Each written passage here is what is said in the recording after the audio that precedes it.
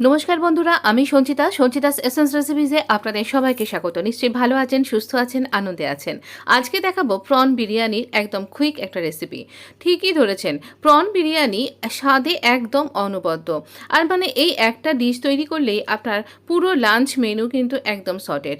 আর দেখতেই পাচ্ছেন কতটা ঝরঝরে, কতটা খিলা খিলা, একদম ওয়ান পট রাইস মেনু বলতে পারেন। তবে এর সাথে আর একটা খুব ভালো ডিশ দারুণভাবে জমে যাবে, সেটার রেসিপি আমি আমার এর পরের ভিডিওতে শেয়ার করব। আজকে শেয়ার করব এই রকম ঝরঝরে, এই রকম সুন্দর খিলাখিলা, ভীষণ টেস্টি আর খুব তাড়াতাড়ি হয়ে যাওয়া প্রন বিরিয়ানির রেসিপি। ভীষণ অনবদ্য এই রেসিপিটার জন্য আমাদের চিংড়ি মাছ লাগছে। চিংড়ি মাছগুলোকে নুন হলুদ মাখিয়ে আমি এখানে ভাজতে দিয়েছি। মোটামুটি একটু ভাজা হয়ে গেছে, আমরা তুলে নেব। পেঁয়াজগুলো স্লাইস করে কেটে নিয়েছি। আর এই সমস্ত গরম মশলাগুলো গোটা গোটা লাগবে। আমি স্ক্রিনে লিখে দিয়েছি স্টার অ্যানিস, গোলমরিচ, এই রকম আর কি, দুরকম এলাচ, লবঙ্গ, তেজপাতা একটাই দিচ্ছি আমি। তো এরকম সব কিছু দিয়ে আমরা তেলের মধ্যে, ওই চিংড়ির তেলের মধ্যেই কিন্তু আমরা দেব চিংড়ির জুস এবং গন্ধটা ওখানে যেখানে রয়েছে। এবার একটু ফোড়নটা হয়ে যাবে, ভালো গন্ধ বেরোবে, আমরা পেঁয়াজটা দিয়ে দিয়েছি। পেঁয়াজটা দিয়ে খুব ভালো করে আমরা ভেজে নেব। দেখুন, পেঁয়াজটাকে আমরা এখানে বেরেস্তা করব না, একটা বড় সাইজের পেঁয়াজকে এই রকম পাতলা পাতলা করে কেটে নিয়েছি। আর এখানে বেরেস্তা করবার কোনো দরকার নেই, মানে বেরেস্তা না করলেও কিন্তু আপনার বিরিয়ানি অনবদ্য হবে। তো এই রকমভাবে পেঁয়াজটাকে ভেজে নিচ্ছি যাতে ভালো করে ভাজা হয়ে যায়।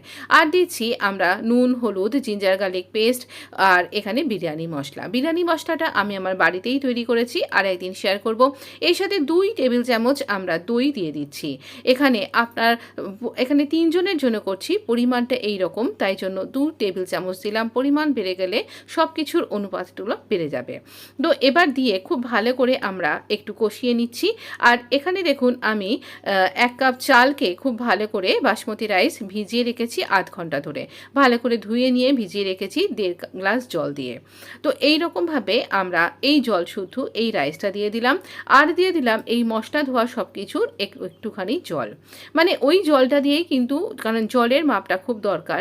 তো এবারে দিয়ে দিচ্ছি, যেহেতু দেখুন এখানে বিরিয়ানি, আমরা একটু গোলাপ ফুলের পাপড়ি দিচ্ছি, 1 চামচ পরিমাণ গোলাপের জল, কেওড়া ওয়াটার, আর দিচ্ছি কয়েক ড্রপ মিঠা আতর। মিঠা আতরটা খুব ভালো একটা গন্ধ দেবে, কিন্তু কয়েক ড্রপই দেবেন, বেশি দিলে কিন্তু তেতো তেতো খেতে লাগবে এবং খাবার পরেও ঠিক ভালো লাগবে না। তাই খুব সাবধানে একদম 1 to 2-3 ড্রপস এরকমই কিন্তু দেবেন। তো এবার আমরা 15 মিনিটের জন্য এটাকে পুরো চাপা দিয়ে হতে দেব, মিডিয়াম টু হাই এরকম একটা ফ্লেমে। এবং মাঝখানে আপনি একবার দেখিয়ে যেতেও পারেন, যদিও দেখতে লাগবে না, আসবার পর দেখবেন এই রকম ঝরঝরে একটা রাইস আপনার জন্য ওয়েট করে রয়েছে। কীরকম শান্তি লাগে বলুন তো। একটা দারুণ সুন্দর মেনু রেডি হয়ে গেছে। আবার কি, এরপর আপনি পাশে কিছু করলেন বা না করলেন, এটা একদম নিজের স্বাদেই নিজেই অনবদ্য। প্রন বিরিয়ানি অবশ্যই বাড়িতে ট্রাই করুন, বন্ধুদের মধ্যে শেয়ার করুন এবং বন্ধুদের ডেকে এনেও খাওয়ান। তো যাই হোক, আপনার জন্য কিন্তু এই রকম রাইস রেসিপি আমি শেয়ার করে দিলাম। আপনিও শেয়ার করে দিন আপনার বন্ধুদের মধ্যে এই রেসিপির লিঙ্কটা। আর অবশ্যই বলবেন কেমন লাগলো। ভালো তো নিশ্চয়ই লেগেছে। আর এর সাথে পরের এপিসোডে আপনি দেখতে পাবেন মুঘলাই চিকেন এর সাথে অনবদ্য স্বাদের। তাই অবশ্যই একদম স্কিপ না করে পরে আমার চ্যানেলটা সাবস্ক্রাইব করে নিন, নোটিফিকেশন বেলটাও অন করে নিন, তাহলে আপনার কাছে সঙ্গে সঙ্গে এই রেসিপিটার লিঙ্কটাও চলে যাবে।